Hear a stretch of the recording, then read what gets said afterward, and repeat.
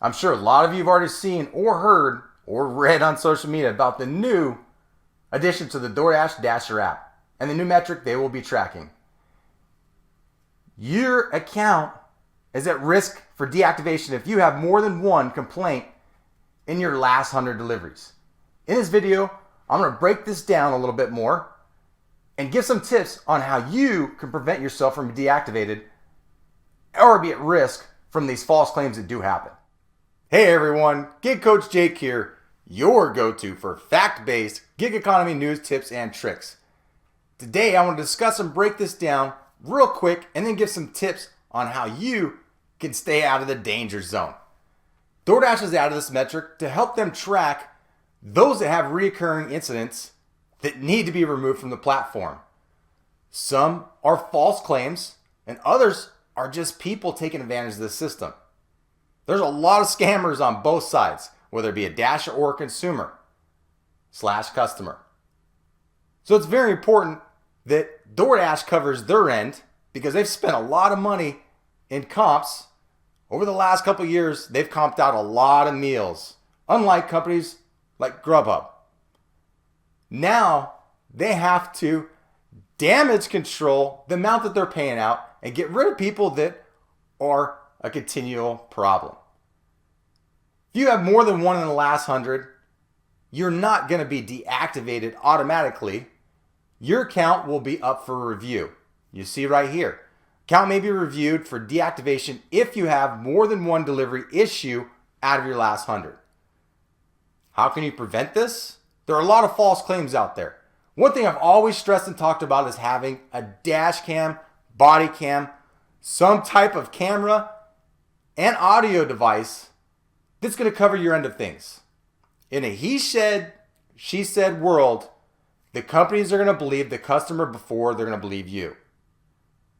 That means it's very important that you're proactive, that you do go out and get one of the cheap devices that are out there.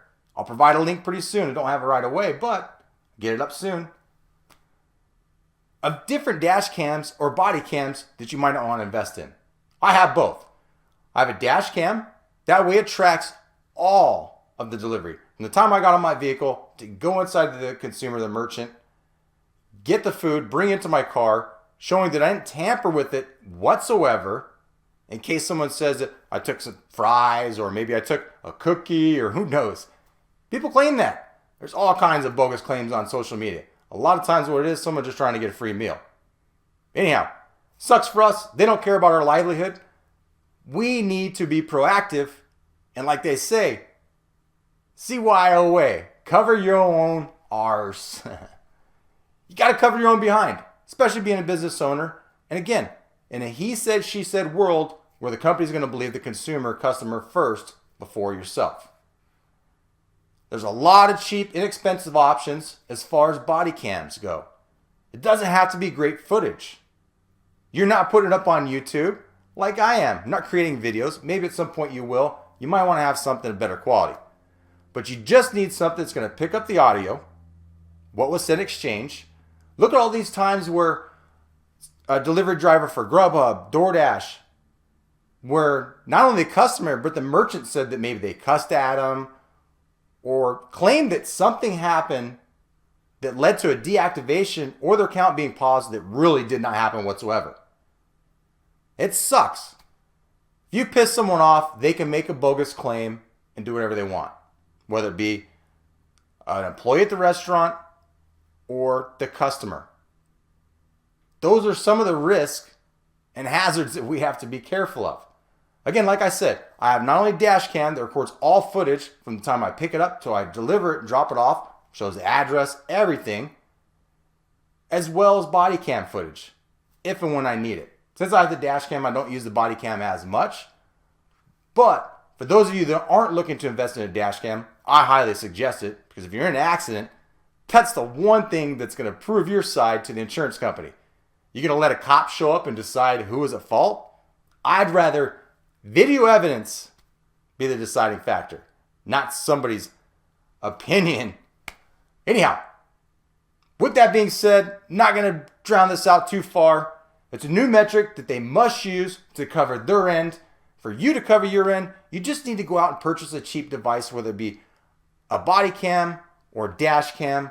You can even use your cell phone. Simple as that. If you don't want to invest in any one of the other items, no big deal. Use your cell phone. A lot of great video from all these phones we have today. You turn it on and catch the audio and video of where you're dropping off. Just make sure that when you're in a private place or in someone's property, you're not videoing them. You just use it to create some type of evidence. But if it's just for evidence purposes, I wouldn't worry too much. If you're sharing it on social media, anywhere, and be careful, you get in big trouble. Public place, you're good to go. You can have that thing going on, walking into the merchant, and to cover all of that. With that being said, CYOA, have a great day, evening. Be safe out there. As always, work hard, but work smarter. And hashtag low pay, no way.